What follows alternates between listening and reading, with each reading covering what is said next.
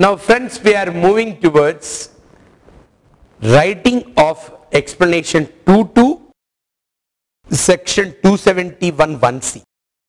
Write the explanation. That is, where any unexplained investment,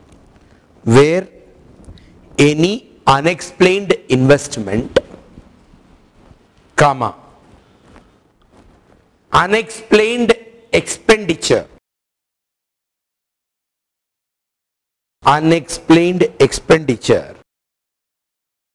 found in any assessment year,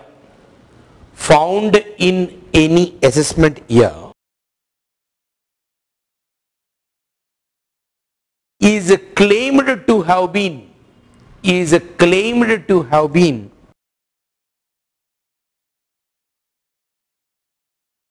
met out of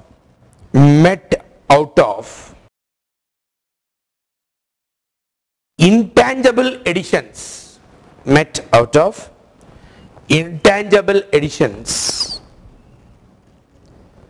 made in the earlier assessment year, years, comma,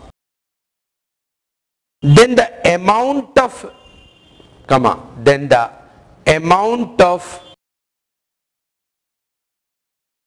intangible addition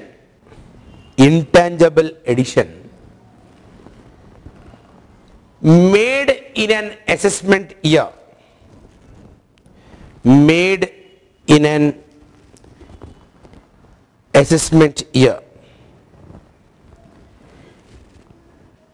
immediately preceding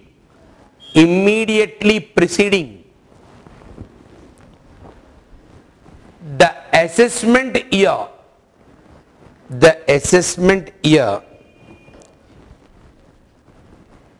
in which such unexplained investment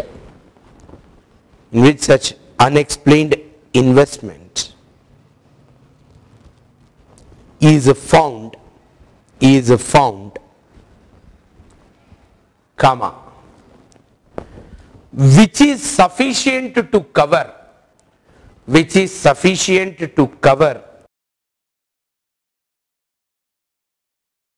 the amount of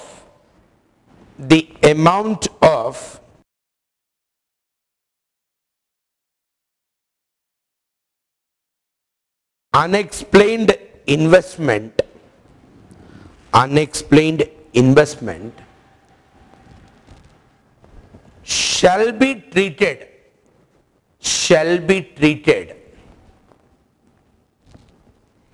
as concealed income,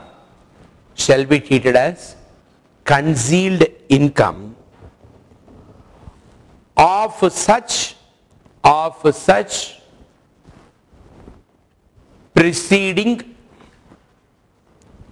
assessment year,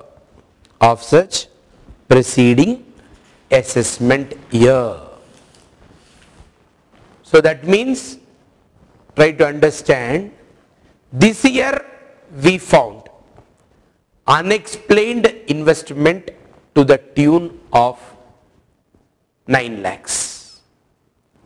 Last year intangible addition is made to the tune of 10 lakhs. And the SSC says that the source for this particular unexplained investment is the addition which made in an intangible manner in the last year. Then this year unexplained investment for which source is the intangible addition, then it is to be construed as concealed income of which year? Not of this year, but of the last year. But in case, let us suppose, this year you got unexplained investment of 15 lakhs. Last year we made only intangible addition of 10 lakhs. So when we ask the SSC, SC says out of this 15 lakhs of unexplained investment, for 15 lakhs, 10 lakhs source is last year intangible addition, 5 lakhs is the this year concealed. Out of this year concealed income 5 lakhs, last year intangible addition of 10 lakhs, put together 15 lakhs is the total amount with which I have made this unexplained investment. Then up to 10 lakhs it becomes the concealed income of the last year, and remaining 5 lakhs it becomes the concealed income of this year. So in case if unexplained investment is less than the last year intangible addition, then the entire unexplained investment becomes the concealed income of the last year. In case if the unexplained investment is more than the last year intangible addition, up to last year intangible addition, it becomes concealed income of the last year, and over and above the last year intangible addition, it becomes the concealed income of this year is the point. Write down. Next point. Where the intangible addition made,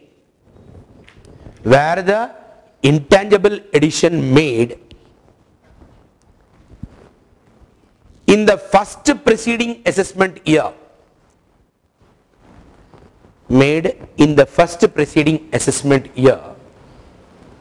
is not sufficient to cover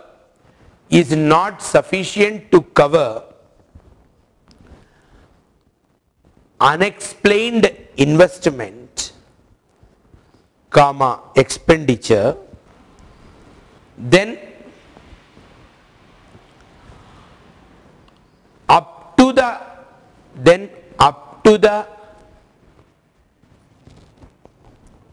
intangible addition,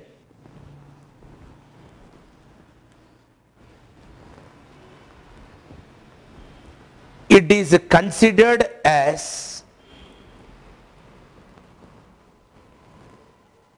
concealed income of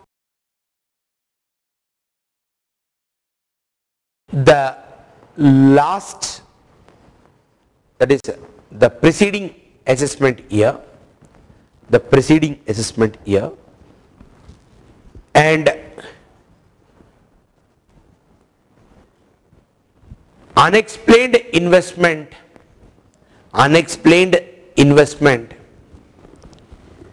in excess of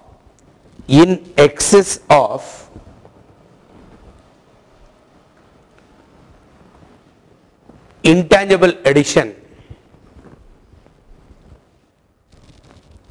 shall be construed as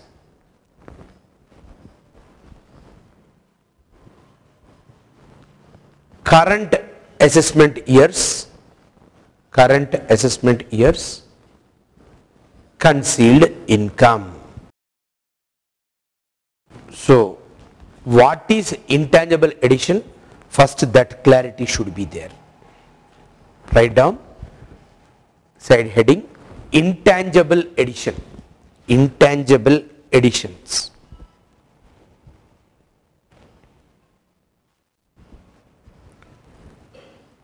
That is, sometimes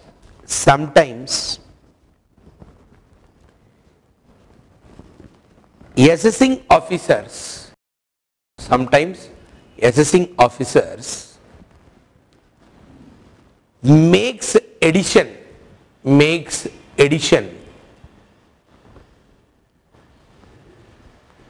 for purely technical reasons,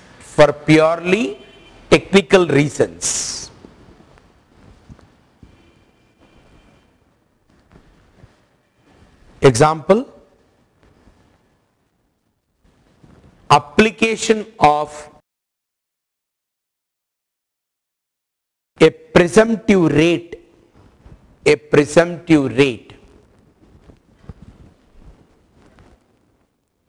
of a gross profit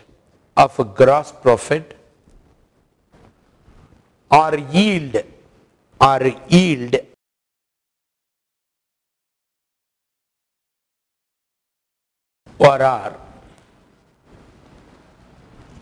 on account of estimated disallowance or on account of estimated disallowance of certain expenses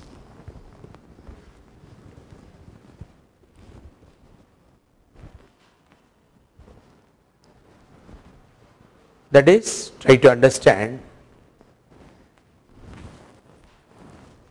SSC belongs to a particular industry. All the SSCs pertaining to that particular industry says their gross profit is 20% of their gross turnover.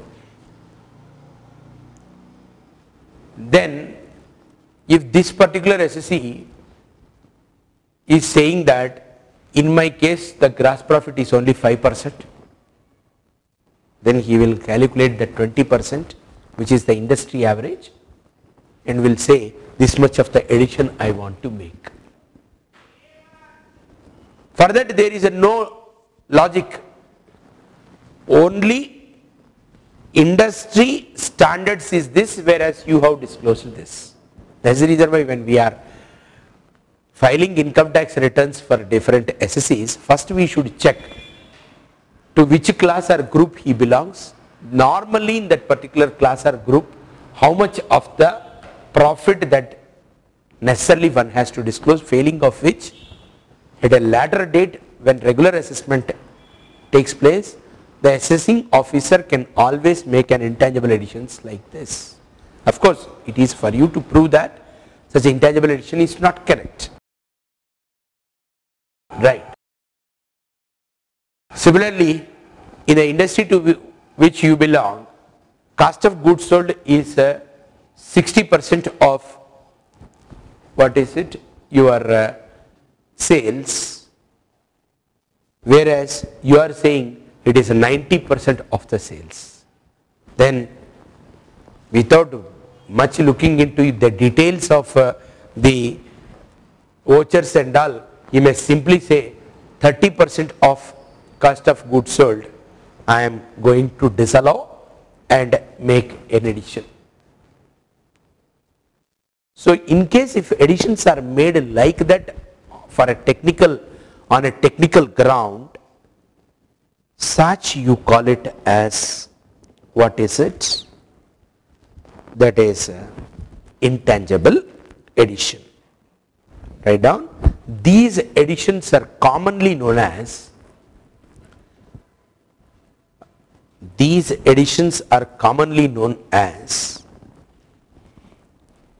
intangible addition.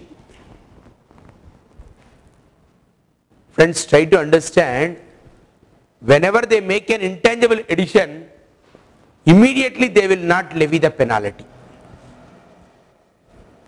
All of you are able to get the point? Intangible addition kar diye, assessment complete kar diye, immediately he will not levy the penalty. Because how the SSC cannot prove it that it is a genuine, even the assessing officer is also not proving that it is ingenuine. But honestly he made the application of standards, and SSC is also not protesting. Okay sir, dal do, in order to purchase the piece. But at a subsequent date, if there are some intangible, if there are certain unexplained investments or expenditure for which the SSC, if he is going to say this intangible addition is the source of income for that, then only the problem comes. Till such time the benefit of doubt is there. So you are not being given with any penalty. But penalty is coming because what I have added at a later date, you are saying that that is the source of income for me to make this particular unexplained investment or incurring the unexplained expenditure. Write down. Penalty for concealment of the income. Penalty for concealment of the income cannot be levied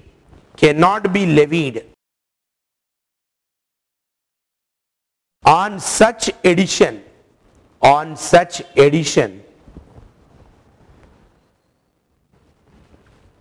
for want of adequate material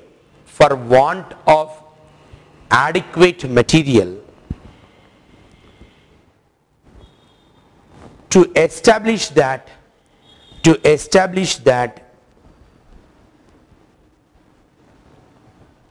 these additions represent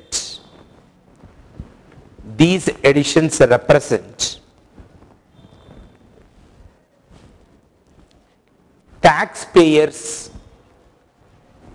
concealed income. Why you are not levying the penalty when you made the intangible addition? Because we don't have the adequate material to establish the fact that really there is a concealment. That made us not to go for penalty in the year in which intangible addition is made. But subsequently, if this intangible addition is shown as a source of income for an unexplained investment or expenditure, then you go back and levy the penalty.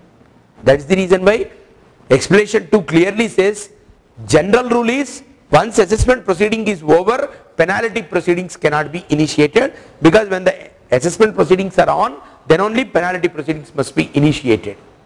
But exception to this particular rule is with respect to this particular intangible addition. Who said so? 271 1A says so. Write down section 271 1A. Section 271 1A. That is, wherever penalty is leviable,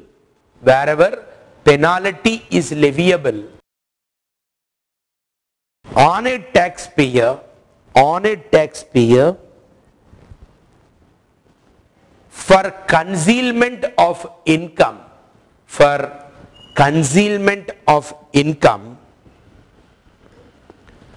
under explanation 2,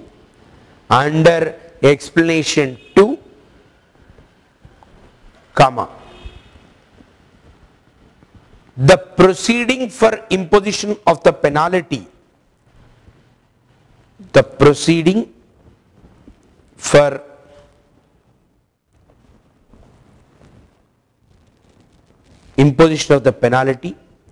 may be initiated by the assessing officer,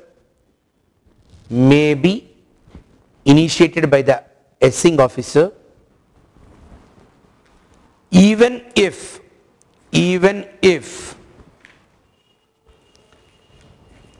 assessment proceedings have been completed.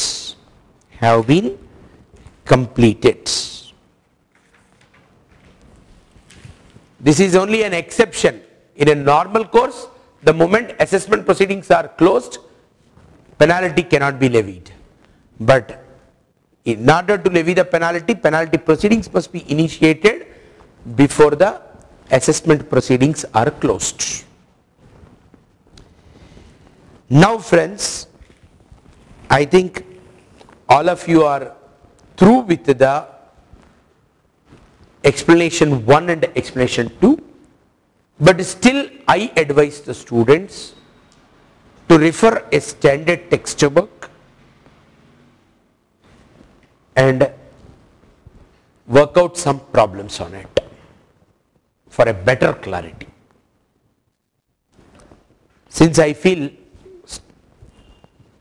enough explanation is given on these explanations, and being students who are involved in the practical work in different firms of chartered accountants, I don't think so much time we need to spend on learning this particular provision through the examples.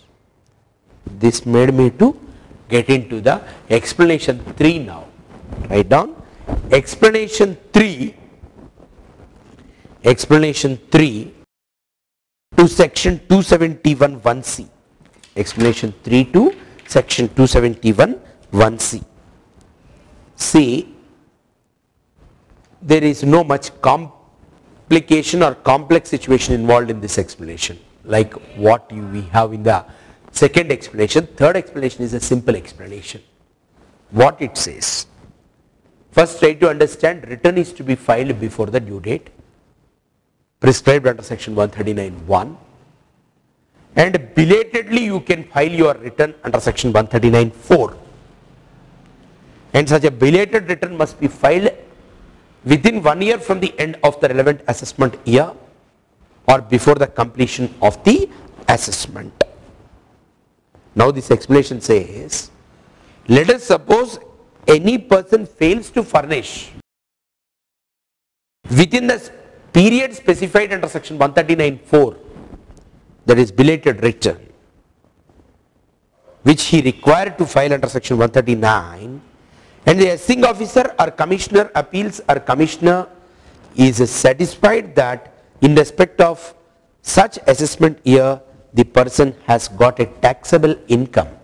That means he has got a taxable income but he is not filing the return, either before the due date specified under 139(1) or at least belatedly under section 139(4), then such a person shall, for the purpose of section 271(1)(c), shall be deemed to have been concealed the particulars of his income.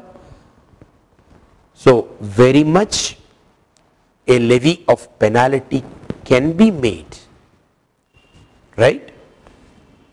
Notwithstanding the fact that subsequently on assessing officer giving a notice under section 148 to take up the case under section 147, that fellow in response to that particular notice filed, even if he files a return, very much penalty can be levied because he failed to file the return within the due date or at least belatedly under section 139(4). So notwithstanding the fact that the SC filed a return in response to a notice under section 148, penalty can be levied if there is a failure on the part of the SSC at least to file the return belatedly, right? So simple explanation, write down explanation 3 to section 271(c), that is, penalty can be levied, penalty can be levied even if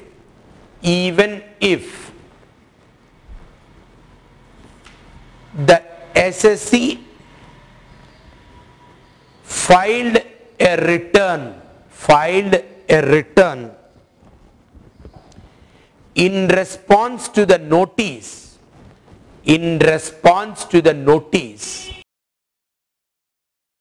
under section 148,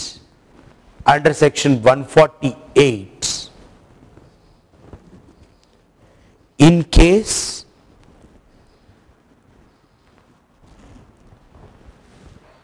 if the following two conditions are satisfied,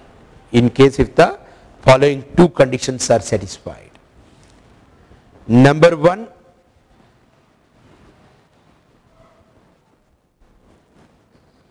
SSC failed to furnish the return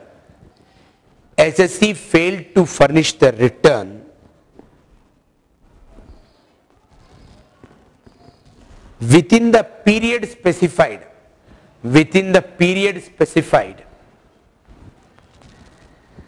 under section 139(4). Number 2,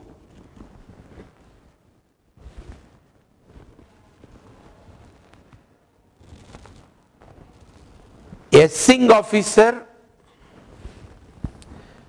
/ commissioner appeals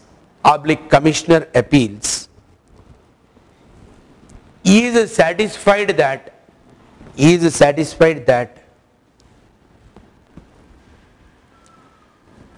in respect of such assessment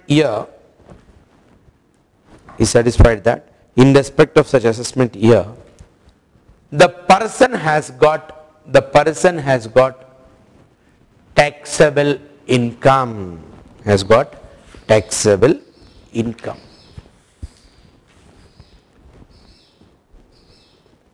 Now, we move to the next explanation, that is the fourth and the last explanation given below the 271(1)(c). See, what we said there in the 271(1)(c), penalty will be levied on the amount of the tax sought to be evaded, and the penalty can be 3 times of the tax sought to be evaded. When we say the amount of the tax sought to be evaded, how to calculate that amount of the tax sought to be evaded? There 3 situations are there. That is, SSC filed a loss return, and because of your addition, it is not that his loss is turning into income. Higher loss got reduced and became a lower loss. Still you will be exposed to the penalty. Notwithstanding the point that there is no tax liability. Because unless this explanation is given, intelligent people like you can argue, अरे 10 lakh loss है साहब, आप addition करने से वो 10 lakh loss is coming to 2 lakh, 2 lakhs. भाई बेचारे को अननेसेसरली सता रहे, ऐसे बोल सकते हैं ना आप. तो इसीलिए एक्सप्लेनेशन में very clearly stated, even if this addition is not converting the loss into the profit, if it has got an effect of reducing the loss, that also will be construed as concealment of the income, and whatever the amount of addition that you are making, on that you calculate the tax and what is it, ask the SC to pay the tax, pay the penalty. There is no tax obligation, but penalty will be levied. दूसरा चीज क्या है, no return is filed under section 139. Even when there is a taxable income, you are not filing your return. इसका मतलब क्या है, I can very well assume and presume that there is an intention on your part to conceal your income. So whatever the assessed tax, from that whatever the TDS that is there, see, I saw many cases. There is a printing press. The printing press will do so many works to the so many people. They all deduct the TDS. That fellow has got TDS to the tune of 2,50,000. But he says, I don't want to file my return. Because the moment I file the return, every year income tax people सताते, इसीलिए I will not do that. So people even after having the TDS still may not file the return. Then उसके बारे में क्या बता रहे, where no return is filed under section 139, then what is the assessed tax? Less TDS, less TCS, less advance tax, less self-assessment tax. The balance is the tax which you sought to evade, on that we will levy the penalty. Because one respectable SC says, I computed everything and there is a TDS, there is an advance tax, I also paid the self-assessment tax, but I don't want to file the return of income. Because when 15 lakhs of income is there, पूरा tax भरना कहां तक कर दिए उन्होंने, 10 लाख तक कर दिए. On remaining 5 lakhs, in order to avoid it, he failed to file the return. Now, If it is proved that there is some tax sought to be evaded, very well penalty will be levied on it. Third situation is what? He filed a return and in the return of income there is a positive income, but still there are some additions. In that case, first calculate the tax on the total income, both returned income as well as the concealed income. दोनों को club करके tax calculate करके from that you reduce the tax on the total income less concealed income. That means tax on the returned income. Then that difference you call it as tax sought to be evaded, and then what is it? Ask the SC to pay the penalty. So write down, friends, explanation 4 to section 271 1C.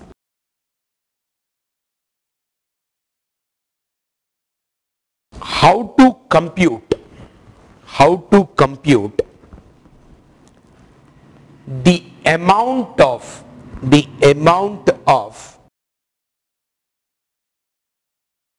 tax sought to be evaded. Tax sought to be evaded.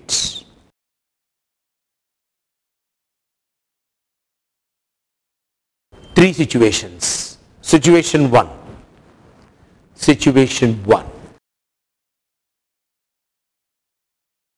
Where a return of income is a loss, where returned income is a loss, and because of concealed income,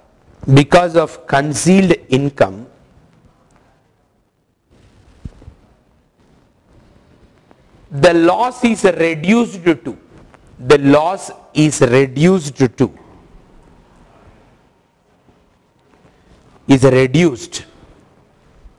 or is converted into income. The loss is reduced or converted into income. So this is the situation. There you write down the amount of tax sought to be evaded is equal to the amount of tax sought to be evaded is equal to tax on the concealed income is equal to tax on the concealed income as if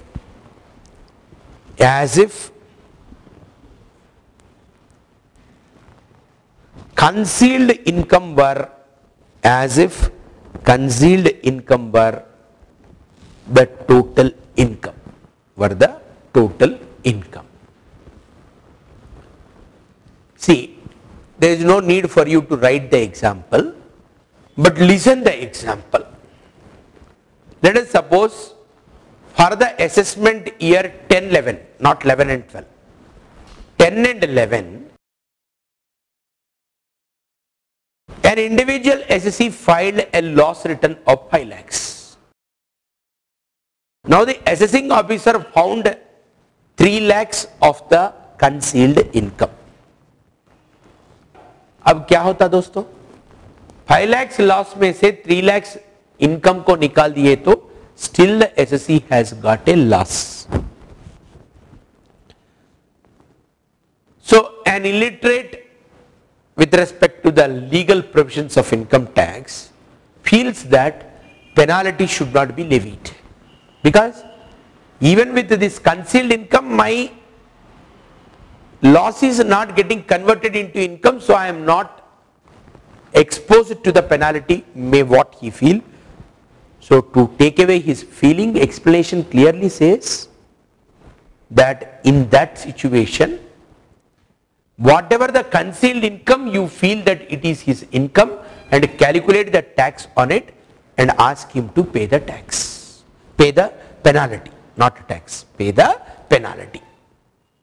So friends, in the example which we just discussed, returned income is loss 5 lakhs, concealed income is 3 lakhs, net is 2 lakhs of the loss, but still the SSC is exposed to the penalty, and how to calculate that penalty is For the limited purpose of that particular penalty calculation, tax ought to be evaded is to be computed on that concealed income as if the concealed income is his total income. So on 3 lakhs, individual for the assessment year 2010 and 11, on 3 lakhs means he has to pay a tax to the tune of 14,420. 14,420 will come.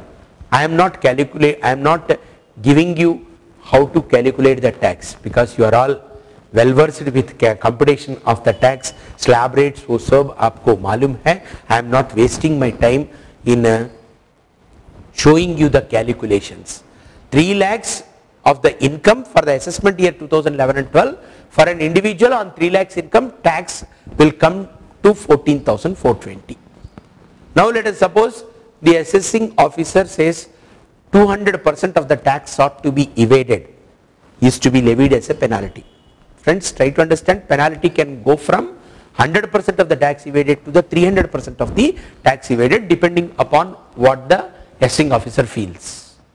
So let us suppose assessing officer says 200% of the tax ought to be evaded, must be levied as a penalty. Then in this situation which we have discussed, the penalty could go up to the 2 into 14,420, 28,840 could be the, what is it, the penalty.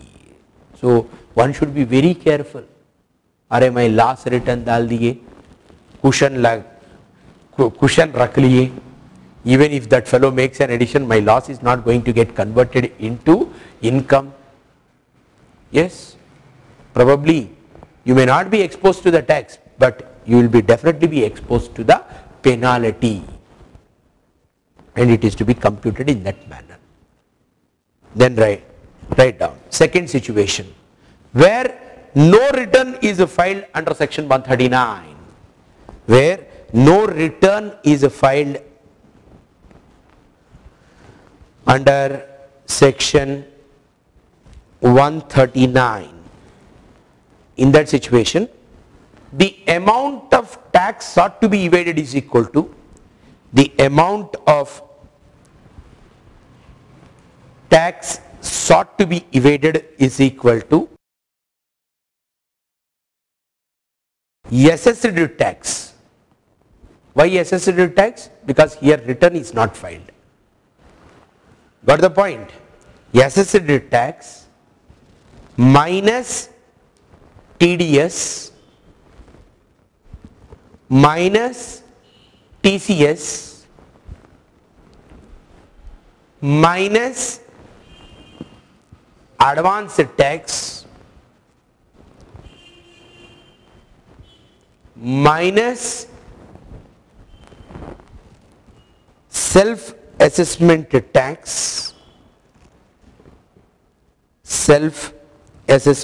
tax, paid before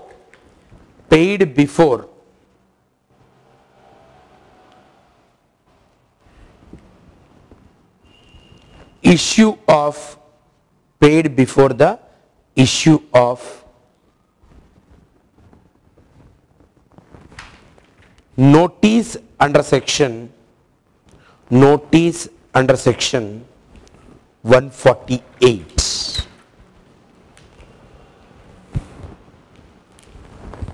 Of course, this and all you can listen an example, need not write. Listen carefully. The very objective of not giving the printed notes to the students is, the moment the printed notes is given, the feel for listening will get over.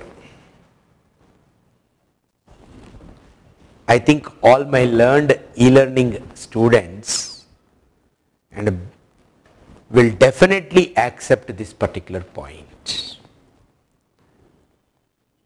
That is,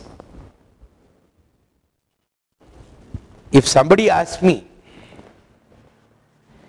is the CA difficult or 10th class difficult, I always prefer to say 10th is more difficult than CA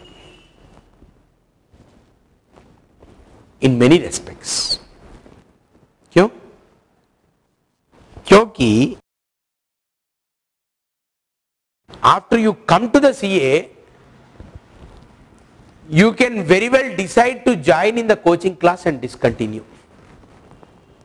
You can very well think of commenting on a teacher. You can very well skip if somebody is going to conduct the model test for you. क्या क्या crimes आप कर सकते वो सब आपको बता रहे. You can very well skip writing, which we are strictly practicing now, because Xerox companies and Xerox shop people and so many others are in the market because of these mistakes which CA students will do. Some students say, sir, I purchased 4 books for the income tax. What for? Because somebody was saying, amendments are very well explained in this so and so book. Of course, with all due respects, amendments are very well there in the Ahuja book, because I really love to read that book. Key points are very well given in the Manoharan's book. I love to read it. Jotting of the points for the exam revision purpose is very much there in the Shekhar sir's book. Yes, I love. An intricate point is being well explained in Vinod Gupta's modules which are available in the market. Yes.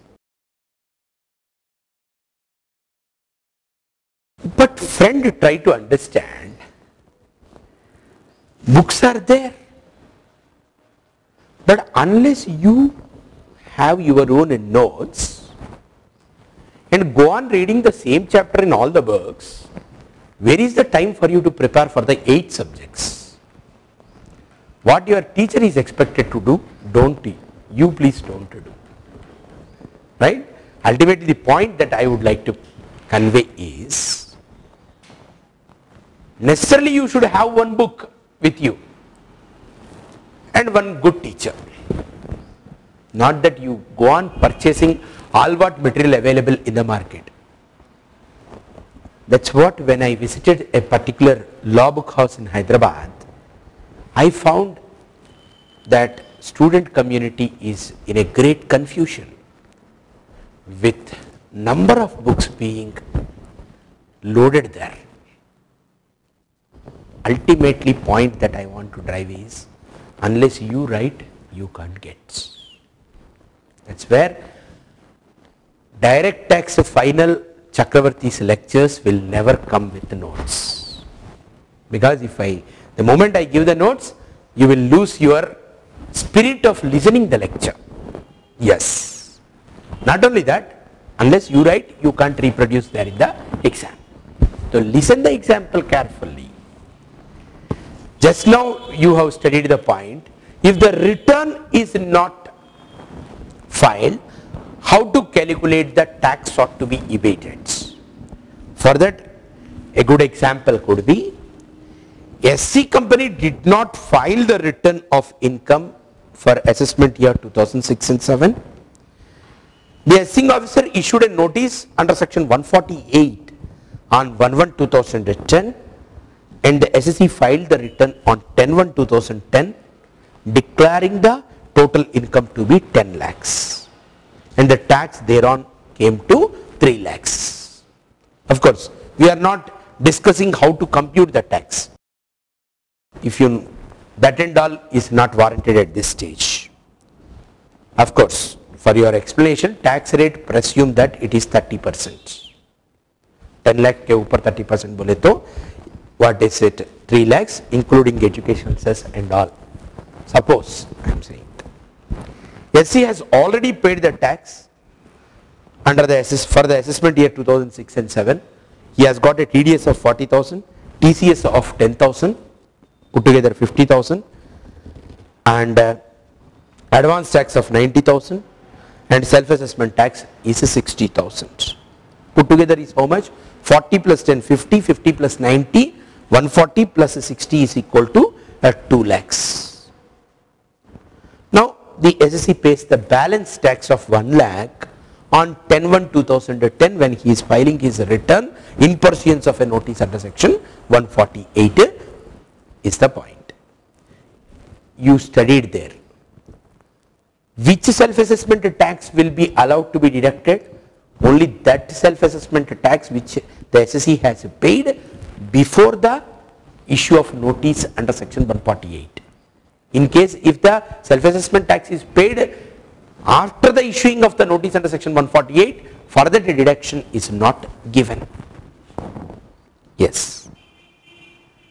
The assessing officer assesses the total income to be 10 lakhs in case 1, and in the case 2, let us suppose if the assessing officer is going to say that the income is 15 lakhs. अच्छा, पहले case 1 को discuss करें हम. Let us suppose the assessing officer says 10 lakhs, accepts that 10 lakhs is the, what is it, your income. On that tax liability is 3 lakhs. Then what are all the things to be deducted? TDS, TCS, advance tax, self-assessment tax paid before the, what is it, issuing of the notice. Notice when it is being issued, that is on 1/1/2010 he has issued the notice. So what the tax he has paid on 30th/6/2007 as self-assessment tax is well before the issuing of a notice under section 148. So you can take 2 lakhs of deduction from the 3 lakhs, remaining 1 lakh is said to be tax sought to be evaded, and on that they can levy the penalty depending upon what they have decided. Minimum is tax sought to be evaded, and a maximum is 300% of the tax sought to be evaded. Let us suppose it is 15 lakhs. In the case 2, what we have discussed is 15 lakhs. If it is a case of 15 lakhs, what will happen, friends? On 15 lakhs, 30% means it works out to be 4,50,000. So up to 2 lakhs, that is all the TDS and then advance tax and self-assessment tax which he has paid before the issuing of a notice under section 148 will be allowed as deduction. So from 4,50,000, 2 lakhs will be reduced. So on remaining 2,50,000, they have to levy the penalty, which could be from 100% of the tax sought to be evaded to the 300%. It could extend. The last situation, that is where returned income is positive, where returned income is positive, then the amount of tax sought to be evaded, the amount of tax sought to be evaded is tax on total income, is tax on total income assessed minus tax on brackets total income assessed minus concealed income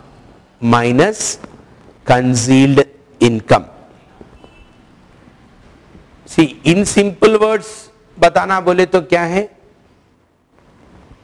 Tax on total income inclusive of concealed income minus tax on the returned income.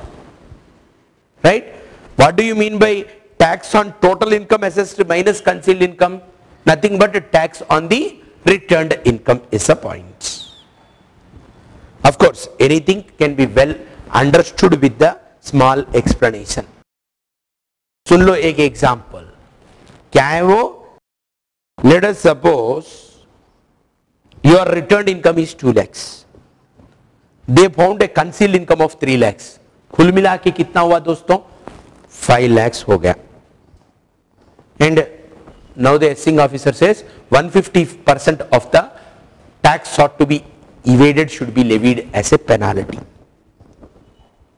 Let us suppose the assessee paid 2 lakhs of the tax. Then how to calculate the tax sought to be evaded?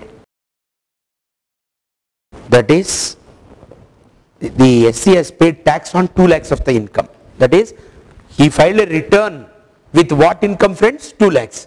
On that 2 lakhs he has paid the tax. 2 lakhs के ऊपर कितना आता? Tax 4,120. ओ साल में कितना?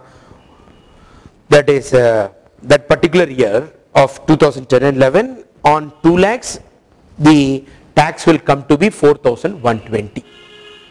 But what is the total income?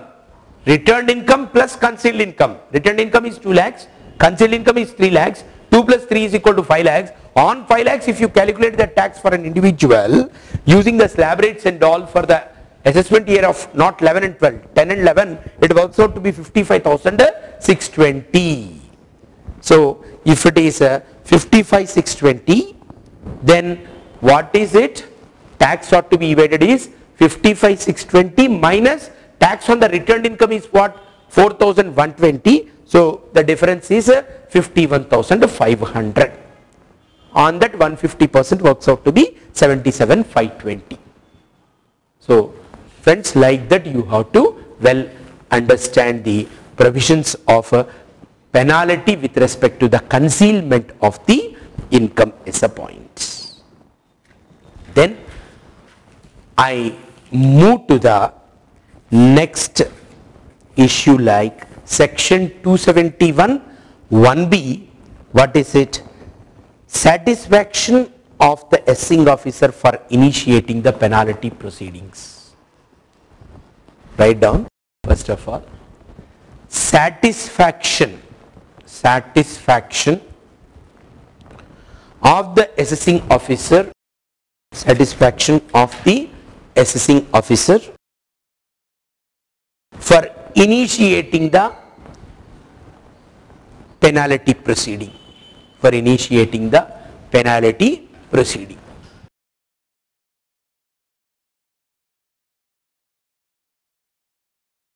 ये क्या चीज होता?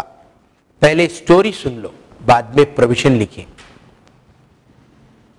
See, anything which is important from the examination point of view is amendments which were brought not only with the relevant finance act but also with the two maximum, you have to go back by 2 more finance acts and cover all such kind of new insertions into the act.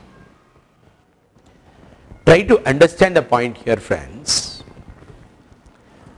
When penalty proceedings are going to be initiated, necessarily in the assessment or reassessment order, the assessing officer should write the fact that he is satisfied that there is a concealment of the income and accordingly penalty proceedings are initiated बोल के assessment order or reassessment order में लिखना होगा. What is this? In the assessment order or the reassessment order, the assessing officer is supposed to write what? Yes, I am fully satisfied about the fact that the assessee has concealed the income. That is the reason why penalty proceedings are being initiated. ये लिख के करे तो ही penalty proceedings initiate करना बोल के courts बताए. So the assessees are saying that unless this fact that the assessing officer is satisfied about the concealment is recorded there in the assessment order or the reassessment order, they cannot initiate the penalty proceedings बोल के many of the penalty proceedings are being challenged in the courts, stating that the fact that the assessing officer is satisfied about the concealment is not recorded in the assessment order, how can they initiate the penalty proceedings बोल के. So Wherever department loses its case in a court, then they will go and cry before the finance ministry, and a finance act will bring an amendment. Of course, if the amendment is a retrospective amendment, then the problem comes. Of course, fortunately that is not the case with this amendment, which was made through the Finance Act of 2008. Now there is no such a specific requirement that only when he records that particular fact in the assessment order, then only the penalty proceedings can be initiated is not the point. The very fact that the assessing officer has directed that particular penalty proceedings, that itself is sufficient, is what is now modified section says. Earlier position is what? Earlier position, necessarily the assessing officer has to record the fact that he is satisfied about the concealment in the assessment order. Now it is no longer required, because the section says the moment the assessing officer gives the direction for penalty proceedings to be initiated, that means he is satisfied. There is no need again to say that I am satisfied about the concealment, that is the reason why I am initiating the penalty proceedings. Write down, friends, only 2 points. Where the assessing officer makes an addition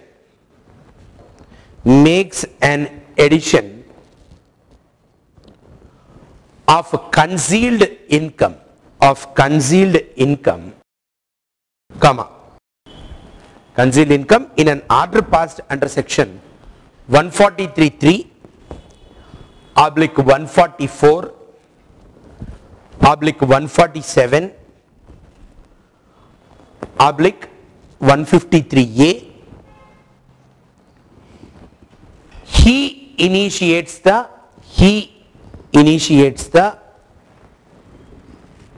penalty proceedings.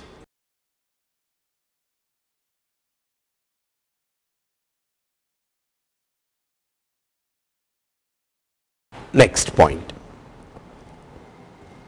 the direction of the assessing officer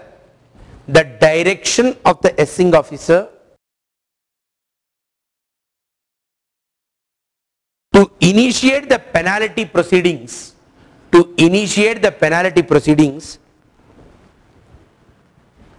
itself shall be deemed to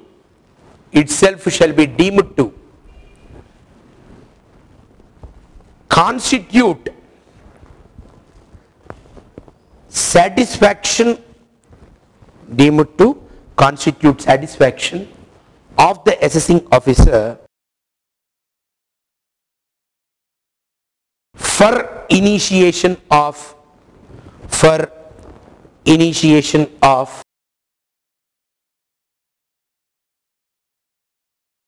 penalty proceeding.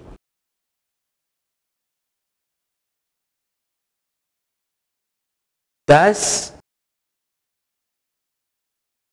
now it is no longer a compulsory requirement,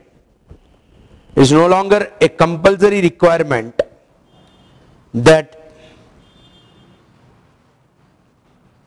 the assessing officer need to write specifically in the assessment / reassessment order that he is satisfied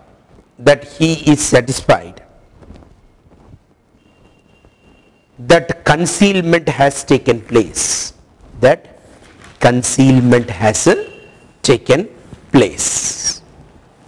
So friends, with that successfully we completed one most important section from the examination point of view by spending 2 good hours on 271 1C. I wish you all the best that this particular section should appear in your paper. Thank you.